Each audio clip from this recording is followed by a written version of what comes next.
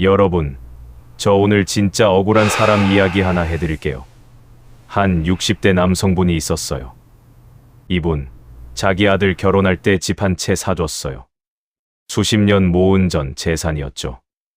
그리고 며느리가 힘들다고 하면 용돈도 꼬박꼬박 챙겨줬어요. 명절마다 손이발이 되도록 도와줬고요. 근데 어느 날 가족 단톡방에서 자기 이야기가 올라온 거예요. 아버지는 왜 저렇게 눈치가 없어? 이분, 그 메시지 보고 밤새 잠을 못 주무셨대요. 여러분 주변에도 이런 사람 있지 않으세요? 분명히 잘해줬는데 오히려 욕먹는 사람. 아니면 혹시 지금 이 영상을 보고 있는 여러분 본인이 그 사람은 아닌가요? 오늘 저는 여러분께 아주 중요한 이야기를 드리려고 해요. 잘해주는데 왜 욕을 먹는가? 그 사람들에게는 공통점이 있어요. 7가지예요.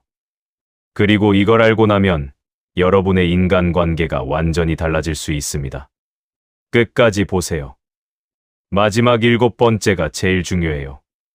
많은 분들이 이걸 몰라서 평생을 억울하게 살거든요. 첫 번째 공통점. 상대가 원하는 게 아니라 내가 주고 싶은 걸 줬다. 하몬 체크 해볼게요. 지금 여러분 손에 잘 익은 복숭아가 하나 있다고 상상해 보세요. 달콤하고 향기롭고 즙이 넘치는 복숭아예요. 너무 맛있어서 옆 사람한테 주고 싶어요. 그래서 줬어요. 근데 옆 사람이 복숭아 알레르기가 있었던 거예요. 여러분은 좋은 걸 준 거 맞아요. 근데 상대방은 힘든 거예요. 이게 바로 첫 번째 공통점이에요. 잘해줬는데 욕먹는 분들, 대부분 이게 문제예요. 본인 기준에서 좋은 걸 줘요. 본인이 중요하다고 생각하는 걸 줘요. 본인이 받고 싶었던 걸 줘요. 근데 상대방은 그게 필요한 게 아닌 거예요. 아까 그 60대 남성분 이야기 다시 할게요. 그분이 아들한테 집을 사줬잖아요. 그런데 사실 아들 부부는 그 집이 필요하지 않았대요. 본인들이 원하는 동네가 따로 있었는데 아버지가 이 동네가 좋아, 여기 사줄게 하고 본인이 결정해버린 거예요. 아들은 거절을 못했고요. 돈을 받았으니까. 근데 마음속에서는 불편함이 쌓인 거예요. 잘해준 거 맞아요. 근데 방식이 틀린 거예요. 이걸 어떻게 바꿀 수 있냐고요? 간단해요. 주기 전에 물어보는 거예요. 내가 이거 해줄까? 한마디면 돼요. 이 한마디가 상대를 존중한다는 신호거든요. 그냥 퍼줬을 때랑 물어보고 줬을 때랑 받는 사람 느낌이 완전히 달라요.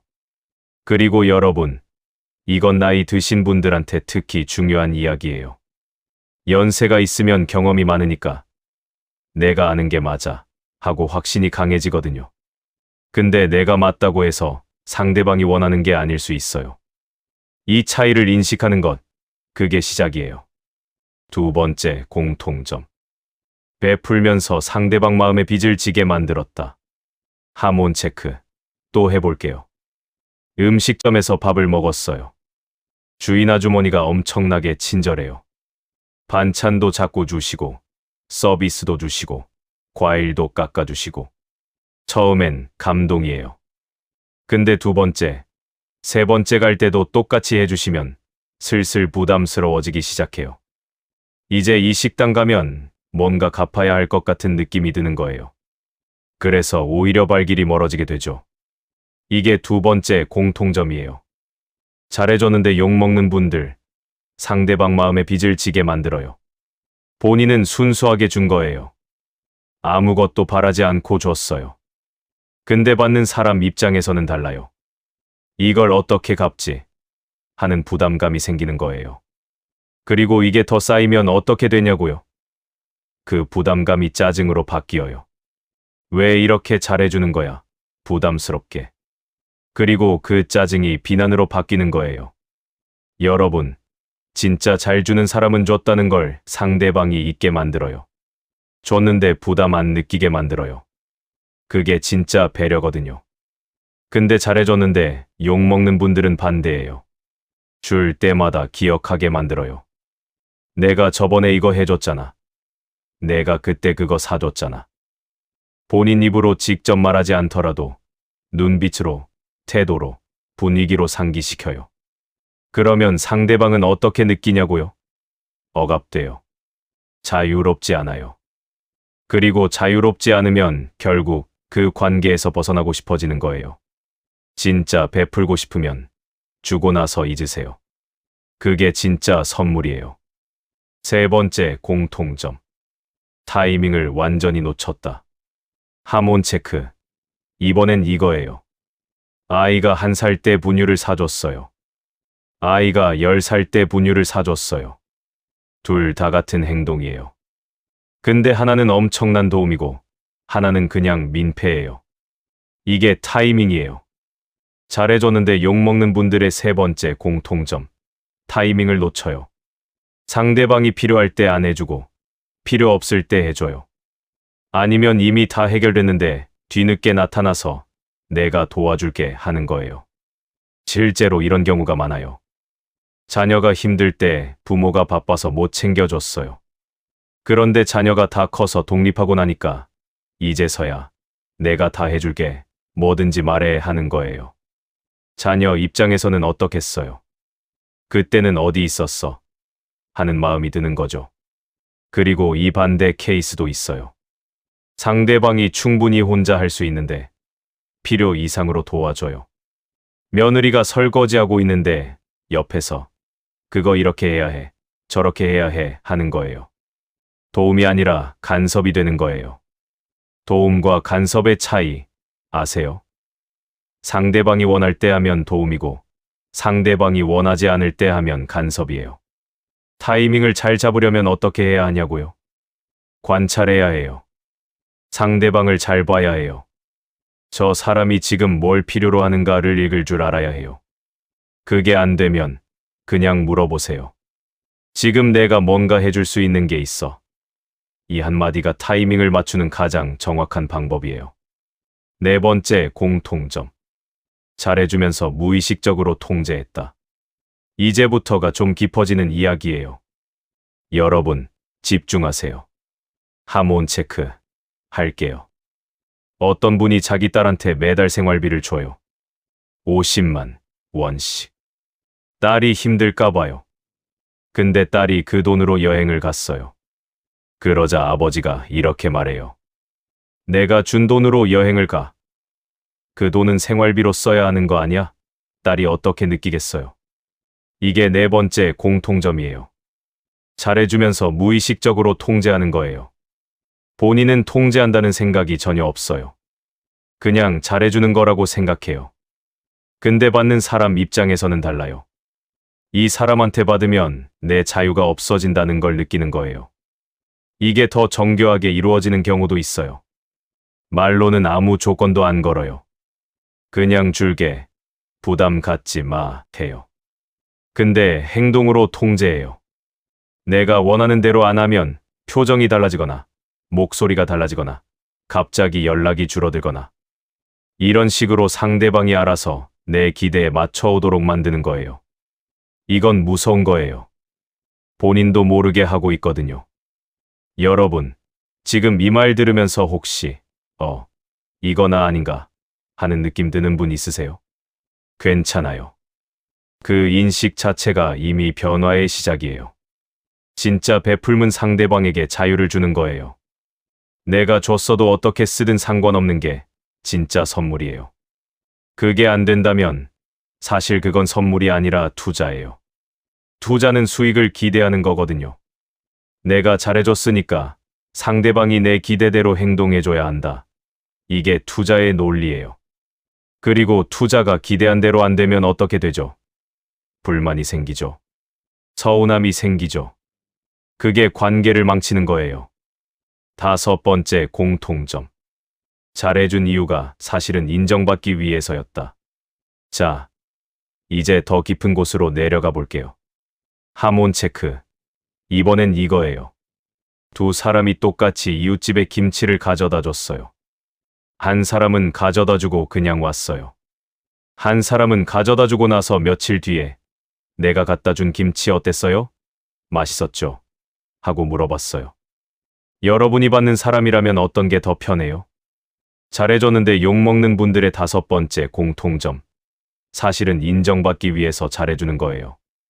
이건 본인도 잘 몰라요. 의식적으로는 정말 순수하게 준 거라고 생각해요. 근데 무의식 깊은 곳에는 욕구가 있어요. 내가 잘해줬다는 걸 알아줬으면 좋겠어. 고마워하는 말 한마디 들었으면 좋겠어.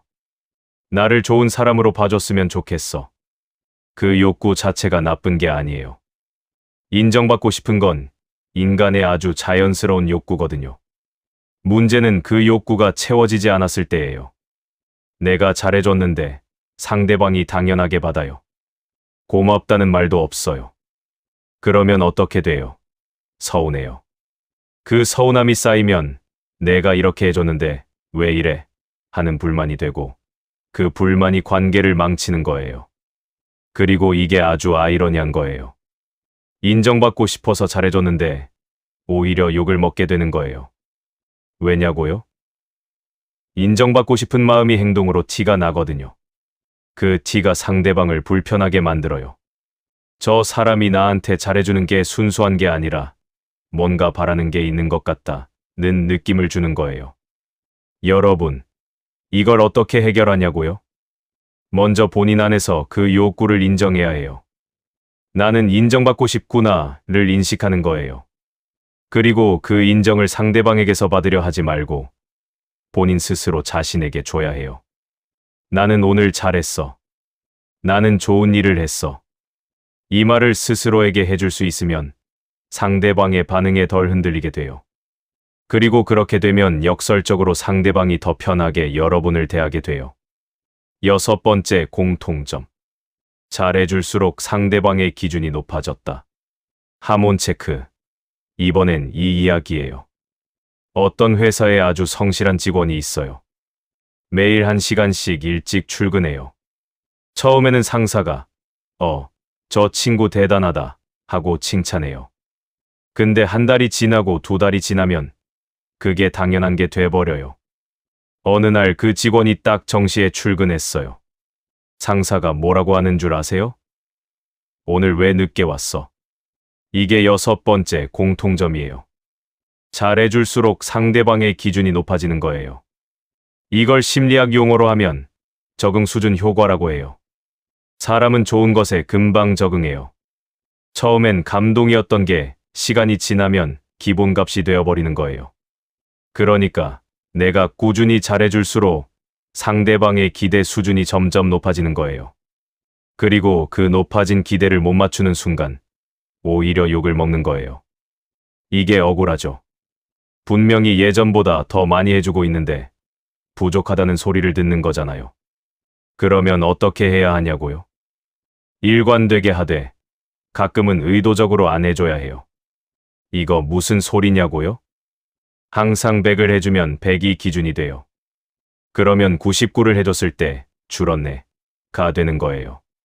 근데 평소에 70에 80을 하다가 가끔 100을 하면 어때요? 그 100이 특별하게 느껴지는 거예요. 이게 관계에서 굉장히 중요한 원리예요.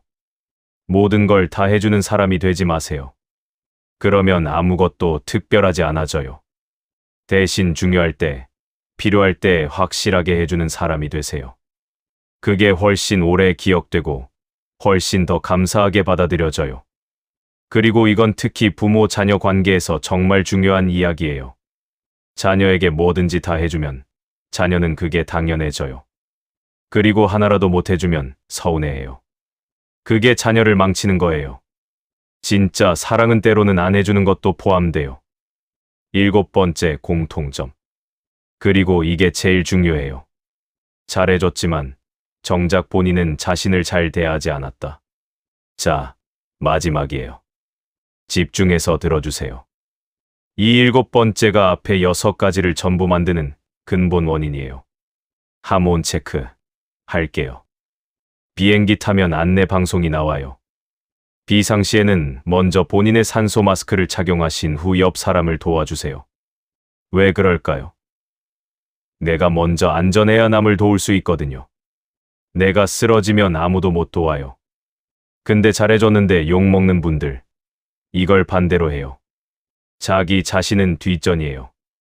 정작 본인은 배고파도 참고, 힘들어도 참고, 쉬고 싶어도 참으면서 남한테는 다 퍼줘요. 그러면서 무의식 중에 이런 기대를 가지는 거예요. 내가 이렇게 희생했으니까 상대방이 알아줘야 해.